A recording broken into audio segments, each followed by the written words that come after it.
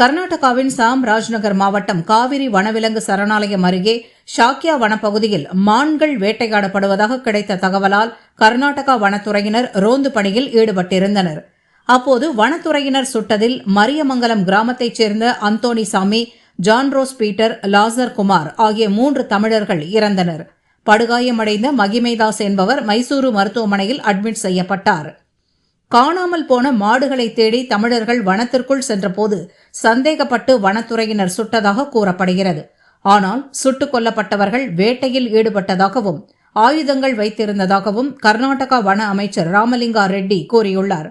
இறந்தவர்களின் உறவினர்கள் மற்றும் கிராம மக்கள் வனத்துறை அலுவலகத்தையும் அவர்களின் வாகனத்தையும் அடித்து நொறுக்கினர். துப்பாக்கிச்சூடு நடத்திய வனத்துறையினரை கைது செய்ய வலியுறுத்தி மறியல் செய்தனர்.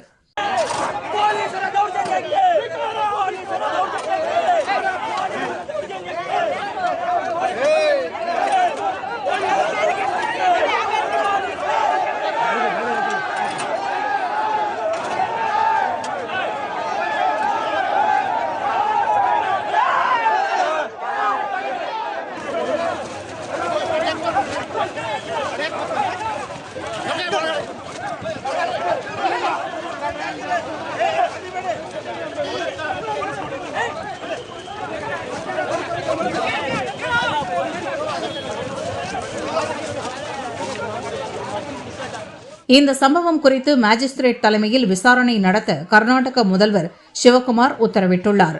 3 தமிழர்கள் சுட்டுக் கொல்லப்பட்ட சம்பவத்திற்கு தமிழக அரசியல் தலைவர்கள் கண்டனம் தெரிவித்துள்ளனர். திமுக தலைவர் ஸ்டாலின் இதை கொலை வழக்காக பதிவு செய்து விசாரிக்க வேண்டும் என வலியுறுத்தியுள்ளார். தமிழக அரசு மௌனமாக இருக்காமல் கர்நாடக அரசுக்கு கண்டனம் தெரிவிக்க வேண்டும். இறந்தவர்கள் குடும்பத்திற்கு இழப்பீடு பெற்றுத் தருவதோடு அரசு பணி கிடைக்க நடவடிக்கை எடுக்க வேண்டும் என வலியுறுத்தியுள்ளார். பாமக தலைவர் அன்புமணி இச்சம்பவம் பற்றி சிபிஐ விசாரிக்க வேண்டும். பாதிக்கப்பட்ட குடும்பங்களுக்கு கர்நாடக அரசிடமிருந்து தலா 1 கோடி ரூபாய் இழப்பீடு தமிழக அரசு பெற்றுத்தர வேண்டும் என கூறியுள்ளார். அமமுக பொதுச் செயலாளர் டிடிவி தினகரன் ஓய்வு பெற்ற நீதிபதி தலைமையில் விசாரணை நடத்தி உண்மையை வெளிக்கொண்டு வர வேண்டும் என கூறியுள்ளார். இதேபோல் மார்க்சிஸ்ட் கம்யூனிஸ்ட் மாநில செயலாளர் சண்முகம், பாஜ தேசிய மகளிரணி தலைவி வானதி உள்ளிட்டோரும் கண்டனம் தெரிவித்துள்ளனர்.